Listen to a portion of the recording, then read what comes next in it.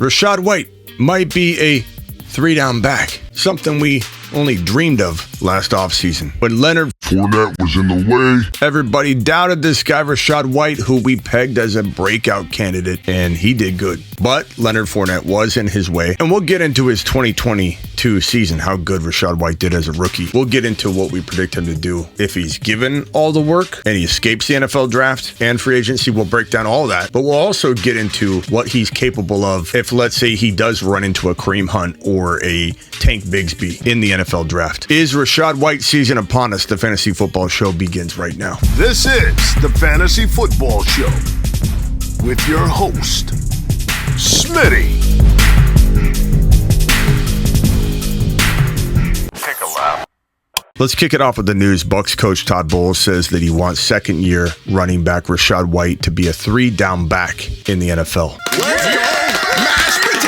Quote, we talked about him becoming a more complete back, said Bowles, taking care of the football. And then with the new offense, I look for him to continue to accelerate and get better at all phases to become a 3-down back. Coach speak. Can oftentimes be what we hear right now. It could be a negative type of coach Speak. or a positive kind of talk from the head coach. The bottom line is it's a possibility that this guy is the lone starter in the Tampa Bay backfield with a better than, expected Baker Mayfield, at least, throwing the football, moving the football down the field. Baker has a strong arm. Granted, he doesn't make great decisions throwing the football. He may not hold on to the job, but at least Kyle Trask is there in case that doesn't work out, right? Competent backup that did pretty well in college. Very decent chance he picked up a thing or two from Tom Brady. So, I feel like you've got two options there. Maybe neither's better than Ritter, but you have two Desmond Ritter type players in that situation to feed Godwin, Mike Evans, and feed Rachaad White handoffs and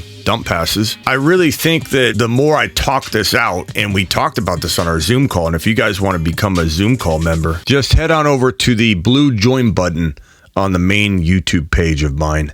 And if you click that, you'll have the $1.99 option and the $9.99 option. The $1.99 gives you all the emojis. You get the green name, makes you stand out in the chat. You're supporting the channel. People know you're supporting the channel. You get all the extra bonus emojis. You're a part of the crew. And the $9.99 plan has all of that, of course, but you also get during the off season, one Zoom call every Sunday. It's a 40-minute call where we jump on. You don't have to have your camera on or your audio on. You can just listen to it like a podcast. But if you want to get involved, ask a question, then go back on silent mode or discuss things the whole time. We talk about who to pick up, who are the early buy low and sell high guys.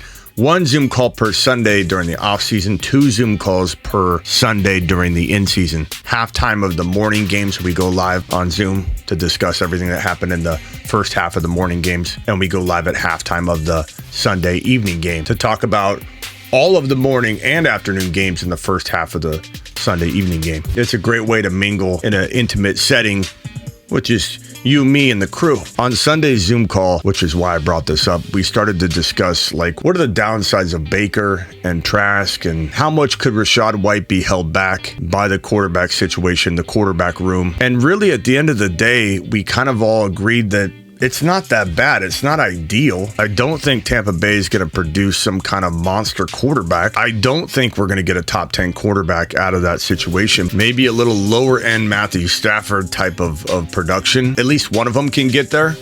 Maybe. If Baker fails, they'll yank him and they'll put Trask right in. I just like that there are two options in case one of them fails. But at the end of the day, they're throwing the ball downfield. They're moving the chains enough, I think. And maybe it's the perfect combination. Not the perfect combination, but maybe it's a good enough combination that the team's down, throwing the football, dump passes to Rachaad White, but moving the ball down the field enough that maybe they're not winning games, but they're scoring. They're playing competitive football and just throwing in the fourth quarter. I worry a little bit about yards per carry, but it's a new offensive coordinator from a Seattle system, hopefully bringing in some of that Kenneth Walker action. And I just think that there's more upside. After talking it out with my YouTube exclusive community on the Zoom call, I feel okay about it, especially at the ADP. If he starts climbing into high-end running back 2 value, even after the NFL draft, I'm going to be a little bit, gun shy, but He has to escape the NFL draft. He has to escape Kareem Hunt. And Kareem Hunt wouldn't be the end of the world, but it definitely make me want to keep him down low, ranked down low where he is. And I think that naturally, if Kareem Hunt signed, people would read into that so much that he would maybe fall. Maybe Rachaad White would be even cheaper. And I think he still gets a boatload of the receiving work and does what he did last year times 0.5, which wouldn't be high-end running back 2 material. You'd still be worried about workload. But I think in most scenarios, he'll earn his ADP unless he escapes the NFL draft, he escapes free agency, which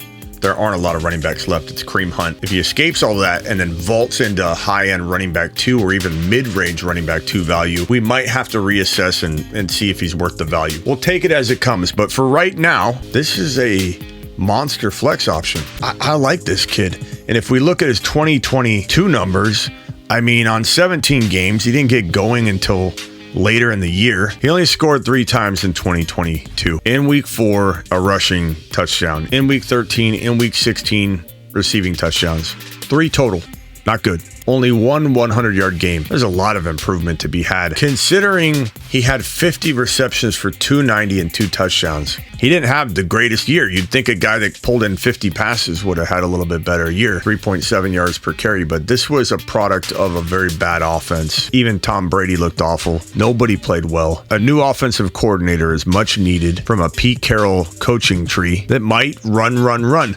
I've heard, and based on the OC himself in history, they're going to run a lot more. They're going to try and pound the rock. And if this staff loves Rachaad White and they see him as a 3-down back, I see no reason why, if he escapes the NFL draft, if he escapes Kareem Hunt in free agency or Zeke Elliott, which again wouldn't be the end of the world, but it certainly cap his upside and make him a cemented in flex play and have no real shot of being a dominant running back 2 unless the Zeke Elliott or Kareem Hunt went down. But if he escapes all that, I see no reason why he can't average 4.1, 4.2 yards per carry, which isn't unbelievable. We're just predicting this offense to be a little bit better running the football with a more run-heavy scheme and better offensive coordinator and system. I just feel like we'd have like a 900 to 1,000 yard rusher, maybe even 700 to 800 yards on the ground. Maybe this is a Kamara hybrid type player, a 3-down back, but a guy that's going to get you 900 on the ground, 5-6 touchdowns on the ground, 1, 2, maybe 3 100-yard games if we're lucky. Kick the reception total up to about 65, maybe more, 400, 450 receiving. That'd be a good year.